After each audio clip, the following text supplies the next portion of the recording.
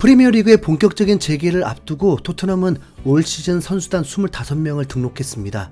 잠시 프리미어리그의 선수단 규정을 살펴보면 다른 리그에 비해서 엄격한 건 전혀 없고 홈그로운 규정만 지키면 되는 수준인데요. 만 21세 이전에 잉글랜드 및 웨일즈 클럽에서 3년간 훈련했던 선수가 최소 8명이어야만 25인 스쿼드를 유지할 수 있습니다. 만약 이 홈그로운 선수가 7명이라면 선수단의 총원에서 1명을 빼야 되고요.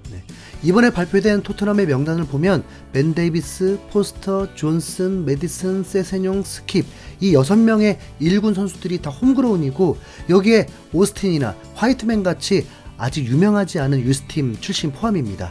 이번에 영입한 메디슨과 존슨은 모두 홈그로운 규정까지 같이 충족해주다 보니까 아주 실속 있는 영입이었다고 봐야겠죠. 그리고 홈그로운이 아닌 선수들은 캡틴 손흥민을 필두로 벤탄쿠르, 비수마, 다이어, 에메르송, 힐, 호이베르, 클루셉스키, 요리스, 로셀소, 페리시치, 포로, 히샬리송, 로메로, 솔로몬, 반더벤, 비카리오까지 17명입니다. 이번 여름에 팀을 떠날 거라던 요리스와 시즌 개막 이후에 계속 명단 제외된 다이어가 의외로 선수단에 포함되어 있는데요. 개인적으로는 이 사실에 딱히 큰 의미를 두고 있지는 않습니다. 그냥 단순히 올 여름에 처분을 못했을 뿐이고 등록을 안 해도 어차피 주급은 계속 나가는데 혹시 모를 변수에 대비하기 위해서 이름만 그냥 올려놓은 수준이기 때문이죠. 이 두 명이 25인 명단에 이름을 올렸다고 셰필드전에 나올 리는 없습니다. 다이어는 지금 그 자리 벤치도 아닌 관중석 거기가 가장 잘 맞는 포지션이잖아요.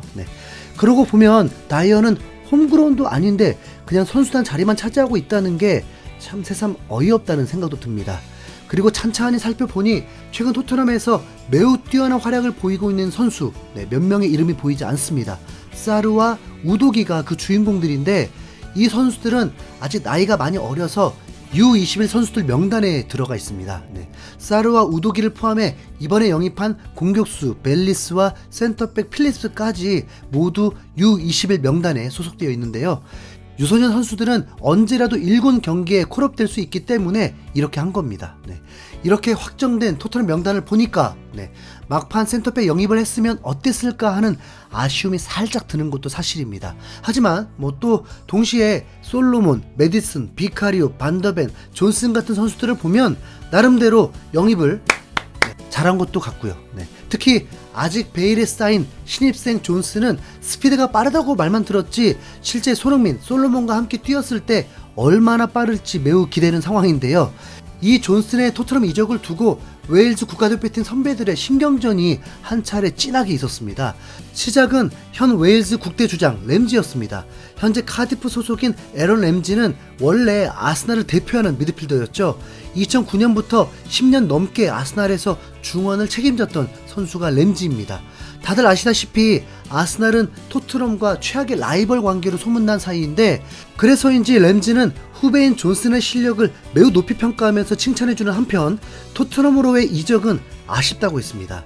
존슨은 믿을 수 없는 재능이다. 지난 1년 동안 노팅엄 포레스트에서 자신이 무엇을 할 수 있는지를 보여줬다. 존슨이 앞으로도 웨일즈를 위해서 또 다른 발걸음을 내디딜 수 있기를 바란다. 그는 앞으로 수년 동안 웨일즈의 주축이 될 수 있다라면서 존슨이 미래 웨일즈 국가대표를 이끌 만한 차세대 스타라고 극찬을 했습니다. 그러나 동시에 이번 이적에 대해서는 존슨이 토트넘으로 가지 않기를 바랬다. 하지만 그에게는 훌륭한 선택이었다. 존슨의 재능은 무서울 정도라면서 장난스럽게 질투를 표출하기도 했죠.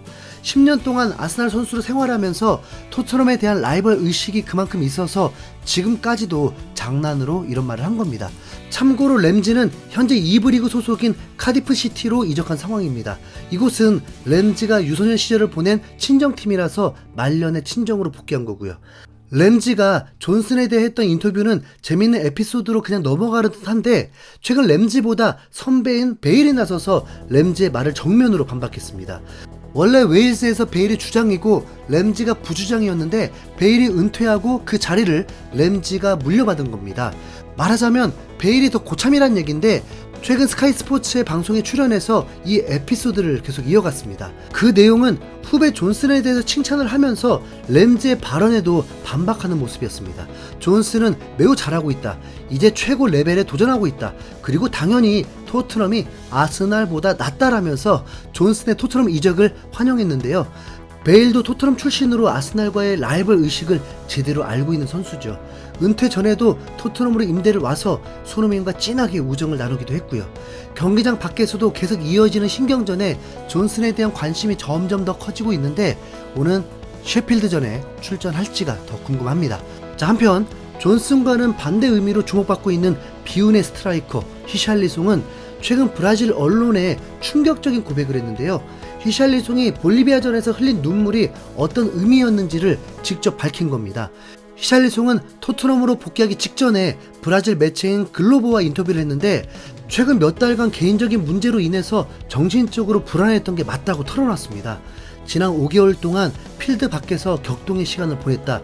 이제 모든 것이 제자리로 돌아왔다. 내 눈에만 눈독을 들이던 사람들이 모두 떠나갔다. 이제 상황이 흘러가기 시작할 것이다. 토트넘에서 좋은 성적을 거두겠다. 이 부분은 경기장 밖의 일로 좀 방해된 것 같다. 일을 올바르게 하고 싶어도 결국 잘못된 일이 발생한다. 나는 클럽에 집중할 것이다. 폭풍은 지나갔다. 더 강해져서 돌아올 것이다 라면서 돈과 관련된 문제로 경기장 밖에서 큰 고초를 겪고 있었다고 말했습니다. 그리고 그로 인한 눈물이었다고 하네요. 그리고 풋볼 런던에 의하면 히샬리송은 선수 생활 초창기부터 함께 온 에이전트와 결별을 했다고 배경을 설명했습니다. 에이전트와의 관계에서 문제가 발생한 것으로 보여집니다. 히샬리송은 어렸을 때 직접 거리에 나가서 아이스크림과 초콜릿을 팔아서 돈을 벌 정도로 어린 시절 상당히 가난하게 자랐거든요. 히샬리송이 토트넘에 왔을 때 챔피언스 리그가 꿈이었기 때문에 선택했다고 했고 챔스 첫 데뷔전에서 2골을 넣으면서 미친 활약을 하고 경기 중에 눈물을 흘리기도 한 만큼 축구에 있어서 정말 순수한 청년이었습니다. 그리고 브라질 국대 경기에서도 두 번째 눈물을 보였을 때 당연히 축구 때문에 그런 줄 알았는데 어쩌면 축구를 방해하고 있는 요소가 있어서 힘들었던 것이고 눈물을 흘렸던 것입니다. 히샬리송은 인터뷰를 한 후에 해결책까지 얘기해주면서 앞으로를 기대했는데 나는 토트넘에서 좋은 성적을 거두고 다시 좋은 일이 일어날 거라고 확신한다. 영국으로 돌아가 심리학자에게 도움을 받을 예정이다. 더 강해져서 돌아올 것이다 라면서 만반의 준비를 하고 있습니다. 선수들 경기 중에 멘탈이 얼마나 중요한지는 말 안 해도 아시죠? 그럼 최소한 에버턴 시절 폼 나오는 건가요? 과거 히샬리송은 자신이 부상을 당했을 때 손흥민의 위로가 큰 힘이 됐다고 했었는데 손흥민은 내가 다쳤을 때 가장 먼저 다가와서 위로해준 사람이다. 내가 부정적인 생각을 하면 그는 와서 긍정적인 생각할 수 있게 도와준다라면서 토트넘에서 자신을 가장 많이 도와준 사람이 다름 아닌 손흥민이라고 밝혔습니다. 그리고 손흥민의 실력과 인성까지 극찬했죠. 손흥민은 정말 훌륭한 선수다. 실력도 실력이지만 성품도 좋다. 축구 선수로도 최고지만 한 남자로 봐도 최고다라면서 손흥민에게 리스펙트를 보냈는데 이제는 캡틴이 된 손흥민과 함께 다시금 활발하게 그라운드를 누비길 기대합니다. 히샬리송까지 부활할 수 있다고 하면 토트넘의 공격진은 리그 최고 수준 맞습니다. 현대 축구에서는 이제 한 경기에 11명이 뛰는 게 아니라 16명이 뛰는 거라고 봐야 합니다. 16명 안에 히샬리송도 필요한 선수죠.